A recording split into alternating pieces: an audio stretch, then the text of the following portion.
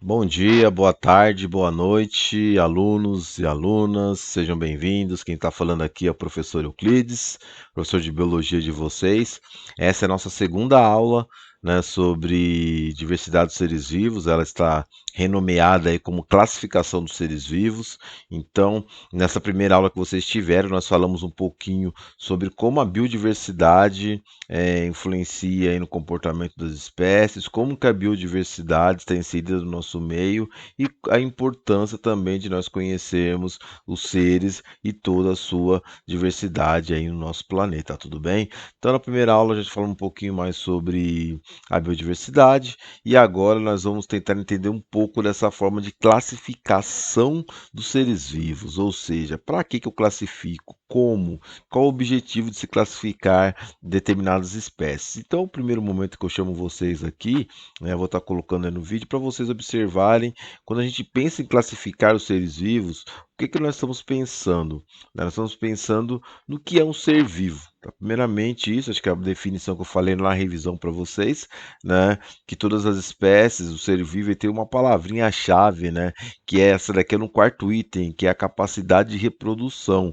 Ou seja, para ser considerado ser vivo, ele tem que apresentar pelo menos essas cinco possibilidades, ou seja, ser constituído de célula, buscar energia para sobreviver, responder a estímulos do meio, se reproduzir e evoluir. Professor, esqueci todos os cinco, o que que eu faço agora?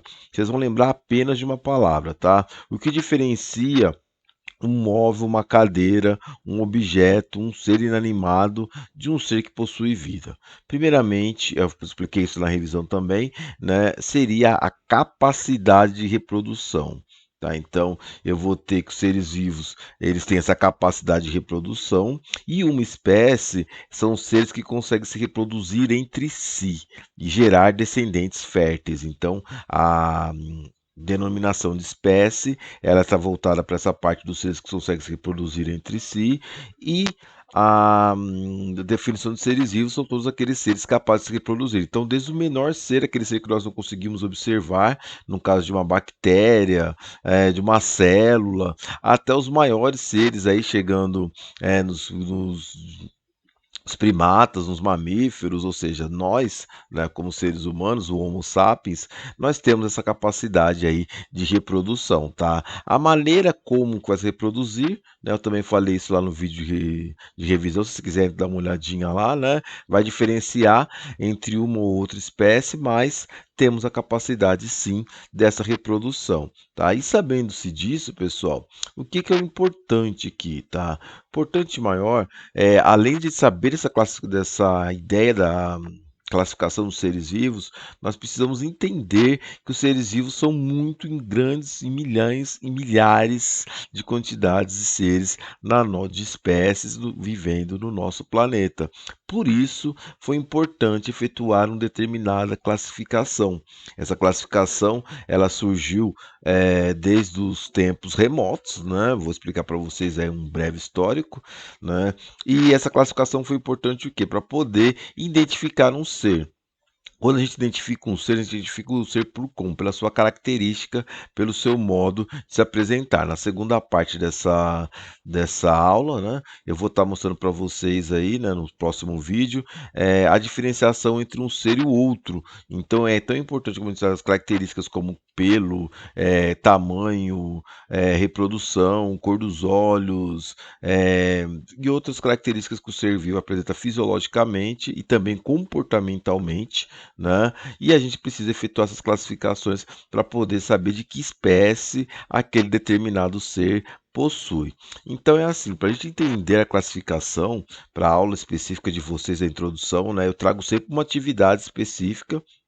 Essa atividade que vocês vão fazer, ela estará aí, ó, no escopo aí no final da atividade da atividade de vocês aí no chat do Classroom. Lá quando vocês entrarem no Classroom, vai ter o nome de várias coisas, né? São seres vivos, vamos ter vários tipos de seres, vamos ter vários tipos de coisas, né? Nem delas coisas, e vocês vão efetuar a classificação, né? E como que eu faria uma classificação dessa forma? Ou seja, se eu tenho várias coisas classificadas, se eu tenho vários seres ali, né? Várias coisas, marcas, carros e outras coisas mais, como que eu classifico? classifico? Eu classifico sempre por aproximação da sua característica. Ou seja, o que é aqueles seres que mais se apresentam, ou seja, um determinado grupo, eles vão estar mais próximos, tá, daquele determinado grupo que eles estão sendo classificados. Então a classificação ela funciona mais ou menos dessa forma, tá? Eu agrupo os seres, né, faço agrupamento, eu separo, faço uma divisão e coloco os seres pelas suas características, tá bom? Então a atividade é essa, vai estar bem explicadinha lá para vocês, né? E vocês vão estar realizando essa atividade aí, falando um pouquinho sobre os seres. Mas vamos entender um pouquinho mais, tá?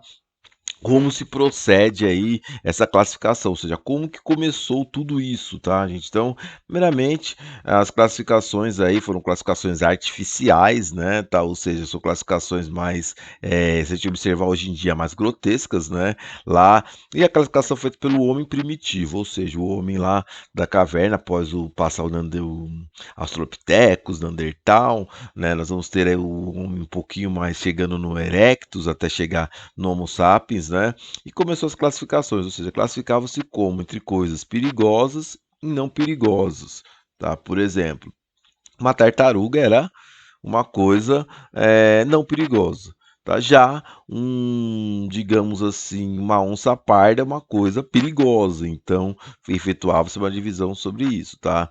Uma coisa, outro tipo de classificação era entre coisas comestíveis e não comestíveis. Por exemplo, eu poderia comer qualquer coisa, uma planta, uma raiz, desde que ela favorecesse a a degustação, né, a degustação, e coisas não comestíveis, tá? Por exemplo, grama é uma coisa que não comestível, ou seja, o nosso organismo tem a capacidade aí de digerir as moléculas aí no caso das enzimas aí presentes no fator grama, tá bom? Entre venenosa e não venenosa. Então, aí ficou uma coisa muito genérica, muito superficial, né?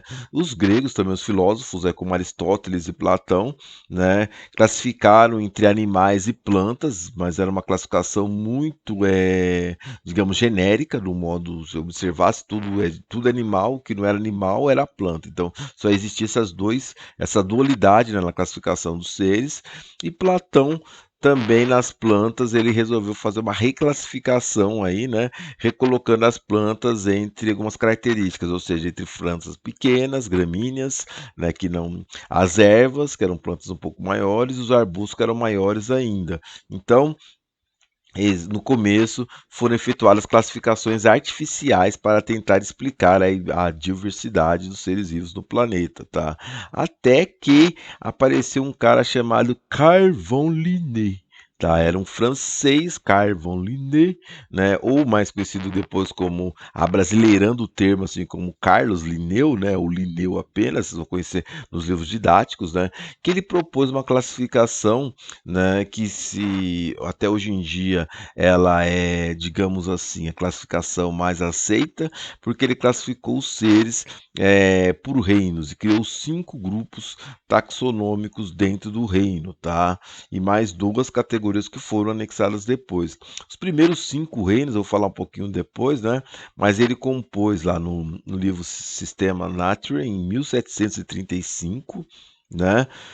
A espécie era a base da classificação, então toda a espécie elas foram divididas conforme suas características em reinos. Tá? Então foram 5 reinos principais. No próximo slide eu vou usar esses 5 reinos, né? E além dos reinos, eles tinham o quê? Tinha uma classe, né? Seriam os grupos taxonômicos, reino, classe, ordem, gênero, espécie, e se acrescentou-se mais 2, que se transformaram em 7 classes taxonômicas. Dessas 7 classes taxonômicas, começando do reino e indo até o filo, né? Determinava todo as características que um ser possuía. E por último, ele propôs também que todos os seres seriam renomeados em latim binominalmente, ou seja, teria dois nomes. Por exemplo, a nossa espécie é chamada de Homo sapiens, tá? O Homo é o gênero e o sapiens é a espécie. Só que como que a gente vai escrever apenas sapiens, a gente fala-se em Homo sapiens, ou seja, dois nomes escritos em latim, a primeira letra maiúscula e o restante todo minúsculo separado, tá bom? Então seria essa a classificação proposta por Linneu. Vocês podem ficar tranquilos que depois nós vamos retornar novamente, né, nesse ponto, essa classificação de Carl Linné, mas só para vocês terem aí um histórico aí de como que foi essa classificação, tá bom? E foi baseado o que essa classificação? Foram baseado em 5 reinos, tá? Os chamados de reinos dos seres vivos. Então, vamos ter seres protistas, ou seja, que ser é esse protista? São seres microscópicos, macroscópicos, né? Como células, no caso seria, se nós observarmos aí, são células sem núcleo, são células procariontes, né? São seres bastante ancestrais na sua origem. Depois, as bactérias e alguns tipos de vírus, embora que o vírus é um caso que depois eu vou estar contando para vocês aí separado, mas o reino Monera ele é formado por bactérias, aí existem as colônias de bactérias, existem bactérias que têm apenas uma célula unicelular, ou seja, uma ameba é uma bactéria que possui apenas uma célula, né? Vamos ter os fungos, né? As leveduras, vamos ter também aí outros tipos de fungos que vão estar, são um pouco menores, que eles vão estar fazendo, eles estão dentro dos vegetais, ou seja, eles vivem ali na proximidade dos vegetais, mas eles fazem parte de outro reino, né? Vamos ter os vegetais, aí sim é um reino bastante extenso, bastante grande, né? Gigantesco. E por último, o reino animal, onde seria o reino aí que compreende todos os seres aí que não se encaixam em nenhum desses outros 4 seres. Então, aí seria essa divisão do reino aí, para vocês terem uma ideia básica de como seria o reino das espécies. Tudo bem? Uma coisa interessante, né? Protista Monera, já são 2 reinos que já estão aí escritos em latim, tá? Já fungos, vegetais e animais, eles recebem a denominação do reino de Fundi, o reino Vegetae ou Vegetabile, e também o animal, o reino Animalia, tá? Então seria aí a terminação deles em latim, tá? Mas é só para vocês terem uma ideia aí que como ficaria esses 5 reinos aí distribuídos, tudo bem? Tendo esses 5 reinos, tá, gente? A gente vai estar finalizando essa aula aí de hoje, tá? Vou falar para vocês não esquecer de realizar as atividades propostas e tirar suas dúvidas, né? Outra coisa importante aí que a gente frisou aí nessa aula, né? São 5 reinos, né? Então, nós vamos ter aí quais seriam esses 5 reinos, vamos voltar aqui novamente, né? Protista, Monera, fungos, vegetais e animais, tá? Que a classificação, ela serve para redirecionando, ou seja, ela serve para estar organizando toda uma diversidade muito grande, tudo bem? Então, vocês vão estar fazendo essa atividade aí que eu já descrevi para vocês na primeira parte aí do vídeo, tá? Se tiverem qualquer dúvidas, entre em contato comigo, mande no chat, não deixe de participar, avise também seus amigos, seus colegas de sala para entrarem lá no Classroom e também não deixarem fazerem, né? Não deixarem, é ruim, né? Fazerem as atividades, tudo bem? Aí deixa eu fazer para você, todo conhecimento é válido para o nosso crescimento pessoal. Muito obrigado, até o próximo vídeo, boa aula, boa semana.